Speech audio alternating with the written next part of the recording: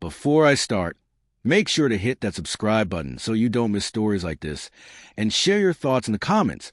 I genuinely want to hear what you do in my situation. I never thought I'd be the kind of person to vanish without a trace. But that night changed everything. It started with a message, one I wasn't supposed to see. I'd gone to charge my phone in the living room while she showered, and her notifications lit up the screen. Just a peek, I told myself. One glance. And there it was. My name. But not in the way it was supposed to be. The messages were casual, flirty, familiar in a way that cut sharper than any knife. I froze, thumb hovering over the screen, stomach twisting. For a moment, I questioned myself. Maybe I was overreacting. Maybe tone didn't translate. But then I read another line. And another.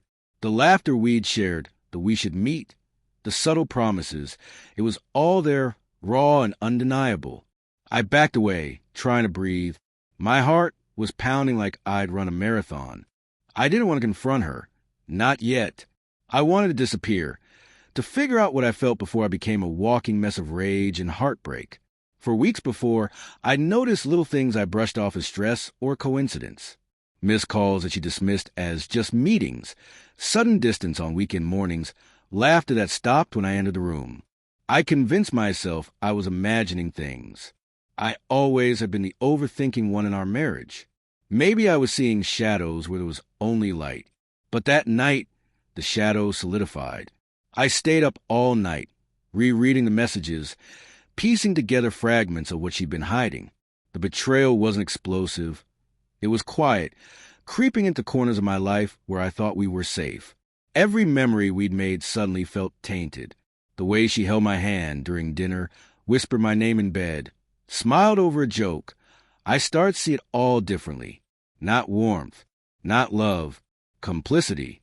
The next morning, I left. No note, no explanation.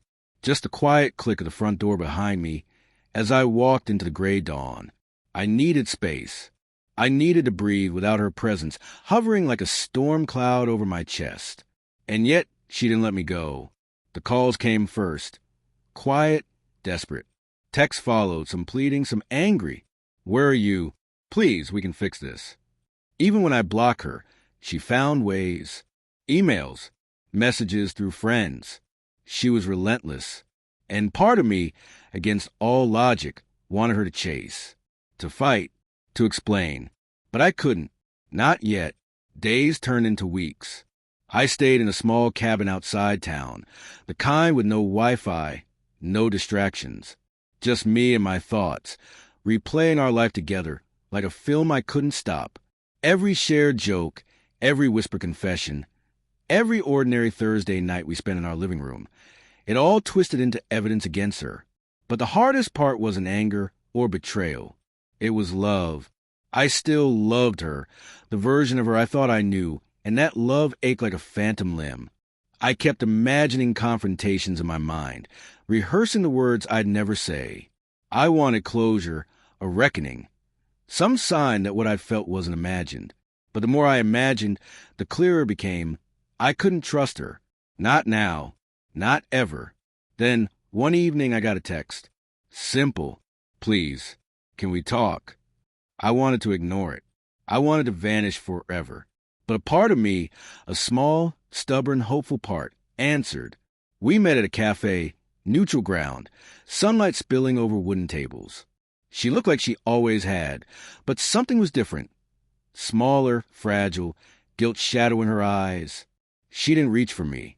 She didn't apologize immediately. She just sat, fingers fidgeting with her cup, voice barely above a whisper. I made a mistake, she said. I don't expect forgiveness. I need you to know it wasn't about you. I was lost. I listened numb. Every word, every pause, every trembling breath was a mirror to my own chaos. I wanted to scream. I wanted to weep. I wanted to tell her to leave, to vanish like I had. But I didn't. I just watched, letting the weight of our history and her guilt settle over the table between us. When it ended, I walked away, slowly, not in anger, not in triumph, but in quiet determination. She chased me, and she probably still does, but I finally understood chasing doesn't fix what's broken. Healing does. And I had to heal myself, not chase illusions of love that no longer existed. I left the cafe with one last glance over my shoulder, not to see if she was there, but to remind myself that some truths are too heavy to carry with someone who can't share the burden honestly. That was the day I truly disappeared. Not because I wanted to hurt her, not because I didn't care, but because I finally cared enough about myself to stop running in circles around a love built on lies. And every step forward since then has been mine alone. Painful? Yes. Lonely? Certainly.